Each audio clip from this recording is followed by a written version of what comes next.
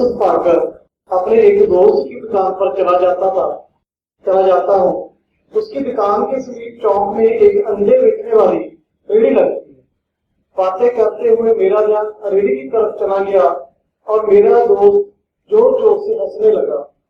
मैंने आश्चर्य से पूछा, क्या बात हो गई संजीव, क्या याद आ गया तुझे?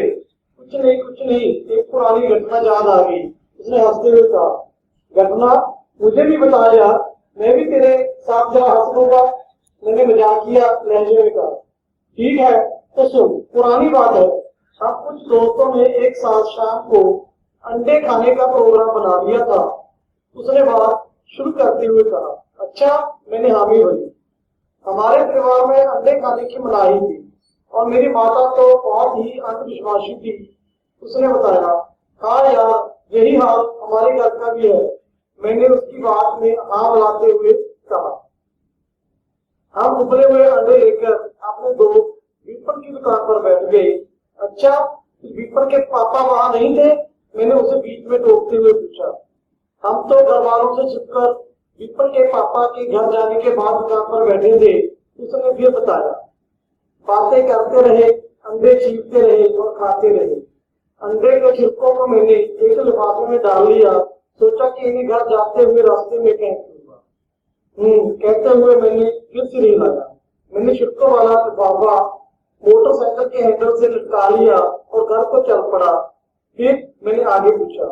बस फिर आगे क्या, एक फोन आया और लिफाफा मैं रास्ते में फेंकना भूल गया। लिफाफा उसी तरह मोटरसाइकिल के हैंडल पर टंगा रह गया।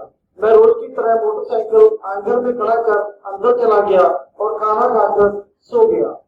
अच्छा, फिर सुबह माँ की ऊंची आवाज से मेरी नींद टूटी। मैंने बाहर आकर देखा कि माँ ने ऊंची ऊंची बोलकर सारे मोहल्ले को इकट्ठा कर रखा था। कीड़े पड़ेंगे, जिसने हमारे घर टोटका किया है, हमारा तो जीना मुश्किल कर रखा है गंदे लोगों ने।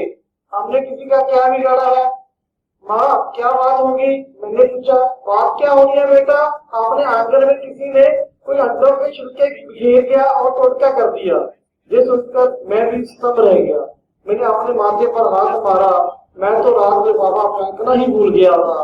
देखा कि रात को कुछ जानवर हैंडल पर टंगे लिफाफे को फाड़ दिया था और छिलके बिखर गए। मैं बोलता हुआ समझा। फिर क्या हुआ?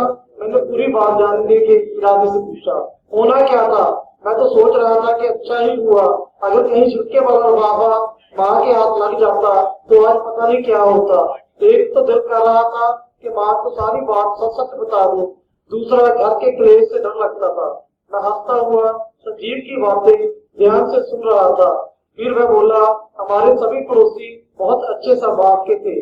उन्होंने माँ की किसी बात का बुरा नहीं माना, बल्कि समझाने की कोशिश ही करते रहे। उस समय मैं मन ही मन में हंस रहा था।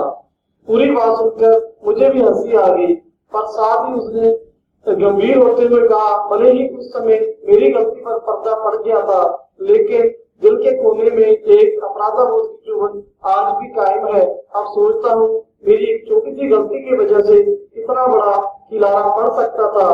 उसने एक गहरी सांस ली। मुझे भी लग रहा था कि वह ठीक ही कह रहा था। बहुत बहुत